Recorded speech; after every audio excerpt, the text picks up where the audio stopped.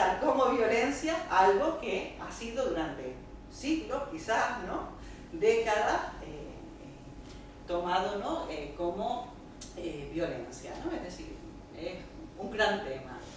Dominación simbólica. El cuarto aspecto, primero de este apartado, es el del imperialismo cultural, ¿no? Young también está considerada como una de las grandes teóricas de esto que se ha llamado el multiculturalismo. Esto le llevó a ella algunas, diríamos, rabietas, algunas polémicas, porque realmente ella defendió que ella era una pensadora, ¿no?, digo en el título, de las injusticias estructurales, y no una pensadora del multiculturalismo, porque también, diríamos, hay sectores del multiculturalismo que esencializan la cultura y que hablan de los supuestos derechos culturales al margen, diríamos, de todas estas dinámicas de desigualdades y de opresión, ¿no? Esto como paréntesis. ¿Qué significa el imperialismo cultural?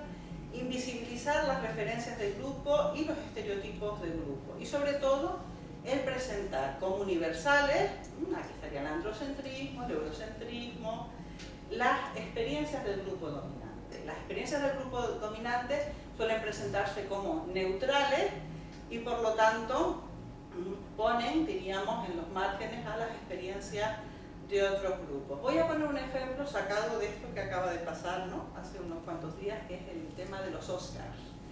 No sé si saben que uno de los personajes a la que le dieron, creo que la mejor actriz revelación, es una chiquita muy joven, mexicano, keniata, creo que se llama Nongoyo, Lupita Nongoyo, y en uno de los premios anteriores al de los Oscars, ella hizo en el agradecimiento lo que hizo es leer una carta.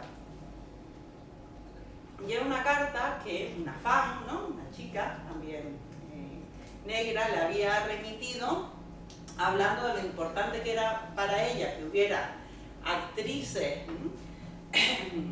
negras, porque todas las referencias de la belleza, ¿no?, en nuestra sociedad, en los medios de comunicación, son unos modelos muy marcados racialmente, pues por los modelos, diríamos, de la Barbie, ¿no? Y bueno, ¿no?, hay varios libros sobre esto, pero me viene, creo que de Toni Morrison, Ojos Azules, muchas referencias, ¿no?, de cómo en las comunidades negras las mujeres viven esa tiranía, ¿no?, de la belleza occidentalizada, mercantilizada, como un verdadero agravio. Es decir, ¿no?, el presentar, por ejemplo, un modelo de belleza, ¿no?, como modelo universal, y el dejar del otro lado, siempre pensándolo como defecto o como carencia, las diferencias frente a ese modelo. Es decir, que aquí tenemos toda esa posibilidad de pensar qué significa el etnocentrismo, el eurocentrismo, el androcentrismo, el sexismo, ¿sí?, ¿no?, el mantener que el modelo de relación, ¿no?, entre las personas es el heterosexual, muchas posibilidades, ¿no?, también de análisis de esa opresión.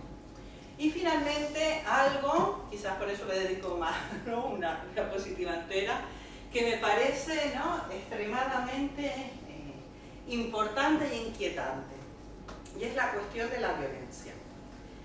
La cuestión de la violencia, diríamos que en la tradición liberal queda como el ámbito de lo prepolítico, ¿no? Antes Hobbes, ¿no? Nos vamos a nuestros padres fundadores, entre ellos a Hobbes, y diríamos precisamente, ¿no?, pactar el Estado, la sociedad, significa dejar al margen la violencia, o en todo caso convertirla en un episodio anecdótico frente a la política, que sería la forma, diríamos, de organizar la sociedad para al menos minimizar la violencia. Bueno, ella plantea ya que la actividad de la justicia guardan silencio sobre la violencia, que la interpretan, como digo ahí, ¿no?, como algo ajeno a los sistemas democráticos y no como un componente estructural. Claro, tendríamos que entrar aquí en toda la teorización, creo que por ejemplo, ¿no?, de Galton sobre qué es violencia estructural, ¿no? Pero lo que sí me parece interesante es calibrar marginados, estigmatizados o devaluados son mucho más vulnerables a la violencia que otros grupos. Como hay, diríamos, una producción social de la vulnerabilidad a la violencia. Bueno, ayer justo aparecía los resultados de una macroencuesta europea sobre violencia de género, ¿no? Todos lo vimos en los periódicos. Y bueno, ¿no? Los datos son bastante escalofriantes, ¿no? 1 de cada 3 mujeres europeas ha sufrido alguna de estos tipos de violencia. Hoy creo que ya hay 2 o 3 asesinatos, ¿no? Me dio tiempo mucho de leer la prensa esta mañana, pero además del de Cádiz de Sotogrande, había otra mujer en Torremolinos y creo que otra está, ¿no?, prácticamente agonizando en estos momentos, ¿no? Es decir, está claro que en nuestras sociedades ser mujer es un factor de vulnerabilidad para la violencia. También tener una orientación sexual, diríamos, no heteronormativa. También ser migrante. Es decir, hay efectivamente factores que tienen que ver no con causas naturales, ¿no?, sino con una producción social de la vulnerabilidad frente a la violencia. Entonces, a mí este tema no me parece que ya, es decir, nos da un punto de arranque, un punto de partida para plantear a las teorías de la justicia de raigambre liberal que aquí hay un gran agujero, un gran déficit. Y más en sociedades como las nuestras que van, diríamos, institucionalizando violencia, ¿no? Así que, ¿no?, me parece que este es, o puede ser, un gran tema, ¿no?, de investigación. A partir de aquí, Young hace una propuesta política que luego va a ir moderando, cambiando, que es la de la política de la diferencia. A mí me parece menos potente que lo que les acabo de contar, es decir, a mí me parece que esta perspectiva de las 5 caras de la opresión, del imperativo de la detección de las injusticias estructurales, es el punto más interesante de su propuesta teórica. La propuesta de política de la diferencia la veo interesante, pero la veo muchísimo más problemática. Siempre es mucho más fácil, diríamos, ¿no?, la parte de crítica social que la parte, ¿no?, de proposición y de cómo resolver los problemas. Pero sí, por presentarla aquí y también, diríamos, lanzar el debate. Diríamos que la tesis fundamental es que ignorar las diferencias tiene consecuencias opresoras.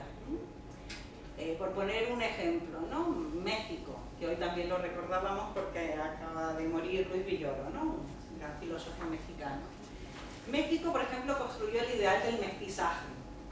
Y el ideal del mestizaje ha sido un ideal que ha tenido consecuencias opresoras, por ejemplo, para los grupos indígenas, ¿no?, por poner un ejemplo, ¿no? Es decir, que ignorar las diferencias, ¿no?, según Young, tiene muchos más problemas que no ignorarlas. En primer lugar, porque ya lo hemos explicado, pone en situación de desventaja a los que nos comparten las experiencias del grupo dominante, ¿no? Porque perpetúa, como ven ahí también, el imperialismo cultural. Esto que ya toda la teoría feminista ha denunciado por activa y por pasiva, de cómo esa supuesta neutralidad o esa universalidad es una universalidad fallida, porque, por ejemplo, no contemplaba siquiera la existencia de las mujeres, ¿no? Celia Moró, este tema lo ha desarrollado, este universalismo sustitucionalista, con mucho detalle.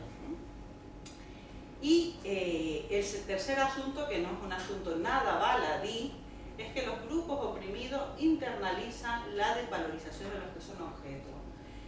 Aquí se suma, yo creo que ya toda una tradición, es la tradición de Paulo Freire, de Pedagogía del Oprimido, por ejemplo, un libro fundamental, donde se pone de manifiesto esto, ¿no?, que normalmente está en los debates sin ser, ¿no?, muchas veces pensado, que la socialización, que la internalización de todos estos estereotipos culturales, ¿no?, tan poderosos, tan dominantes, afecta a, no solo, diríamos, la mente, ¿no?, sino el cuerpo de las personas que están en los grupos oprimidos.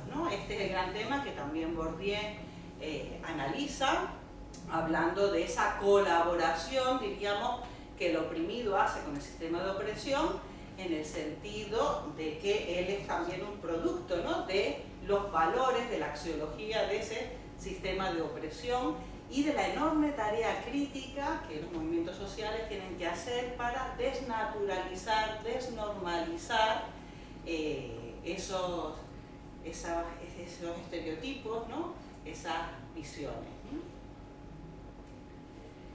Claro, ella también es enormemente sensible ya a la afirmación de la identidad diferenciada, ¿no? Eso nos daría para muchísimo. Y básicamente para ese proceso de transvaloración o de revaluación de la propia identidad denigrada, humillada, en una identidad, ¿no?, que se pueda reconciliar con el reconocimiento, incluso con el orgullo, ¿no? Claro, ¿no?, frente, diríamos, a esta fase de las políticas de la identidad ha habido muchísimas críticas en el sentido de lo que se pueden llamar excesos, también críticas que tendrían que llevarnos a ser muy cautos para diferenciar entre lo que realmente son opresiones y son pseudo-opresiones, porque, ¿no?, estoy leyendo literatura sobre Young, ¿no?, le critican este aspecto, porque muchos grupos privilegiados, diríamos, usurpan, ¿no?, los discursos que han sido producidos por los grupos oprimidos para intentar legitimar sus privilegios, ¿no? Es decir, aquí hay, diríamos, un gran debate en torno a esto que podemos llamar, ¿no?, por hacer referencia a la Revolución Francesa, ese primer momento de revuelta, ¿no?, de los privilegiados. Bueno, pues a mí se me ocurre poner el ejemplo de cómo Gallardón utiliza algunos conceptos, ¿no?, del discurso feminista para plantear una alternativa absolutamente contraria a lo que los presupuestos de ese discurso plantean, que es, por ejemplo, la libertad de las mujeres. Así que, ¿no?, aquí habría, diríamos también, ¿no?, que abrir un apartado para señalar esos problemas. Cuando ya pasamos, diríamos, a la cuestión de la ciudadanía, Young y otros autores van a hacer, ¿no?, algunas, diríamos, recomendaciones. Si hay voces que no se escuchan, hay que escucharlas. Por lo tanto, va a ser la alternativa de la política de la presencia. Hay que dar presencia a las voces de los grupos oprimidos. Hay que aupar, diríamos, estas voces a los parlamentos, ¿no? Aquí entramos en toda esa gran discusión que nos sigue persiguiendo entre, ¿no?, una democracia más participativa y una democracia más formal. Claro, a mí se me ocurre que cuando, por ejemplo, ¿no?, Ada Colau fue al Parlamento a presentar esa iniciativa legislativa popular para proponer un cambio en la ley hipotecaria y la dación en paro, bueno, fue una forma de que se escuchara. Otra cosa es que el eco, ¿no?, fue mínimo, a pesar de las miles de firmas, ¿no?, y a pesar de lo cargada de razón que, pues, ¿no?, por lo menos lo que pienso yo, que estaba esa propuesta hecha, por ejemplo, ¿no?, en ese ámbito, ¿no?, del Parlamento español. Y luego, algo que también viene mucho de toda una beta que ya ha trabajado mucho, que es la de los derechos de los pueblos originarios, de los pueblos indígenas, que es el derecho de veto sobre políticas que afecten a esos grupos directamente. Este está siendo un tema, por ejemplo, en Latinoamérica enormemente importante, minería extractiva o prospecciones de petróleo. Bueno, ¿qué digo en Latinoamérica? Aquí mismo, ¿no?, en Baleares y Canarias, que ahora ¿no?, quieren Repsol hacer prospecciones y, vamos, hay un amplio rechazo.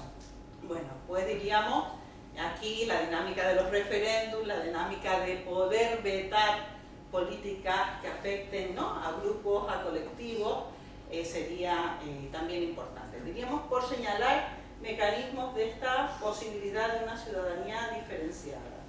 Aquí entro, diríamos, a simplemente hacer el inventario, ya estoy, ¿no?, acabando, de cuáles serían las críticas a esta política, ¿no?, de la diferencia, a esta ciudadanía diferenciada. Bueno, la primera sería la de que muchos críticos han formulado, la destrucción de la referencia al bien común. Claro, el bien común es un concepto, ¿no?, enormemente tramposo, que básicamente ha sido capitalizado por las élites, ¿no?, por las élites que hegemónicamente gestionan los significados de lo que es el bien común, ¿no? Pero diríamos que hay el temor a la fragmentación, ¿no?, a la balcanización entre todas las distintas luchas políticas por el reconocimiento. Esa sería, ¿no?, una de las críticas.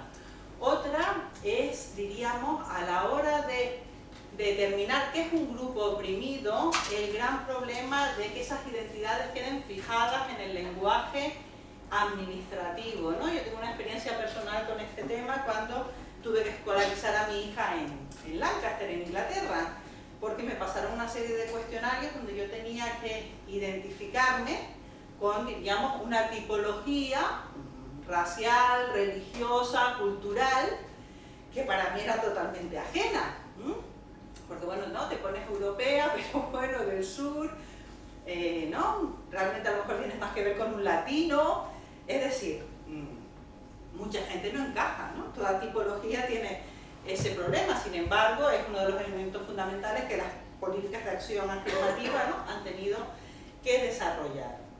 El segundo, bueno, ¿no?, es, diríamos, hecho desde el punto de vista de la construcción del Estado-Nación y de los nacionalismos.